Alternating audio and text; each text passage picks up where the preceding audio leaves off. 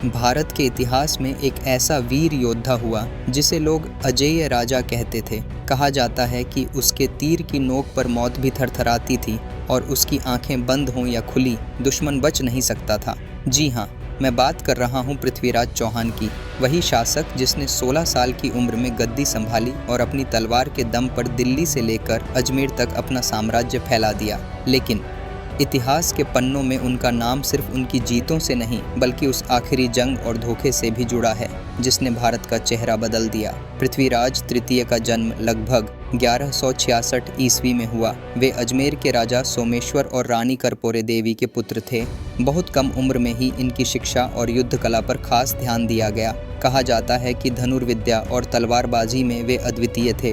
12 साल की उम्र में ही उन्होंने अपने पिता की मृत्यु के बाद गद्दी संभाली और अपनी मां एवं सलाहकारों की मदद से शासन करना शुरू किया। उस समय भारत छोटे छोटे राज्यों में बंटा हुआ था। कन्नौज, अजमेर, दिल्ली, गुजरात, बंगाल और ग्वालियर जैसे राज्य आपस में शक्ति प्रदर्शन कर रहे थे, लेकिन उत्तर पश्चिम से घौरी और तुर्क आक्रमणकारी लगातार आ रहे थे। ऐसे समय में चौहान वंश के युवा राजा पृथ्वीराज को अपने साम्राज्य और धर्म की रक्षा करनी थी। उनका राज्य अजमेर और दिल्ली के आसपास फैला था।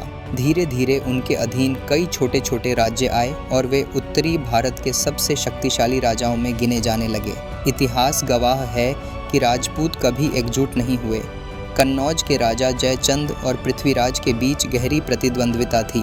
कहा जाता है कि जयचंद की पुत्री संयोगिता और पृथ्वीराज की प्रेम कहानी भी इसी राजनीति का हिस्सा बनी। संयोगिता स्वयंवर में पृथ्वीराज ने वीरतापूर्वक अपहरण कर उन्हें अपने साथ ले लिया। इससे जयचंद और अधिक नाराज हो गए और बाद में उन्होंने मोहम्मद गौरी का साथ दिया। पहली तराइन की लड़ाई 1191 ईस्वी में मोहम्मद गौरी ने भारत पर आक्रमण किया और तराइन हरियाणा के पास में पृथ्वीराज की सेना से टकराया। इस युद्ध में पृथ्वीराज ने अद्भुत पराक्रम दिखाया। राजपूतों ने तुर्कों को बुरी तरह हराया और मोहम्मद गौरी घायल होकर भाग खड़ा हुआ। यह विजय राजपूतों की शौर्य गाथा का एक सुनहरा अध्याय है। दूसरी तराइन की लड़ाई।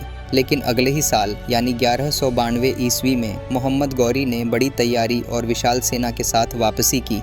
इस बार उसके साथ घुड़सवार सेना और तुर्की तीरंदाजों की संख्या अधिक थी।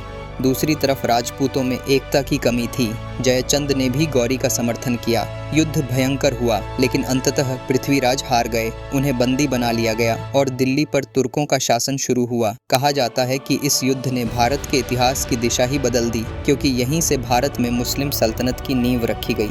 गौरी ने पृथ्वीराज को बंदी बनाकर गजनी ले गया। वहाँ उनके साथ क्या हुआ, इस पर अलग अलग कथाएं मिलती हैं। कुछ इतिहासकार मानते हैं कि गौरी ने उन्हें मार डाला, जबकि पृथ्वीराज रासो जैसी लोक कथाओं में आता है कि पृथ्वीराज ने कवि चंदबरदाई की मदद से गौरी को अंधा रहते हुए भी तीर से मार गिराया। सच्चाई जो भी हो, लेकिन वीर पृथ्वीराज की गाथा आज भी अमर है। पृथ्वीराज चौहान को अंतिम हिंदू सम्राट कहा जाता है, जिसने विदेशी आक्रमणकारियों का जमकर सामना किया। उनकी वीरता, संयोगिता के प्रति प्रेम और दुश्मनों से अंतिम दम तक लोहा लेने की कहानियाँ आज भी भारत की लोक कथाओं और कविताओं में जीवित हैं।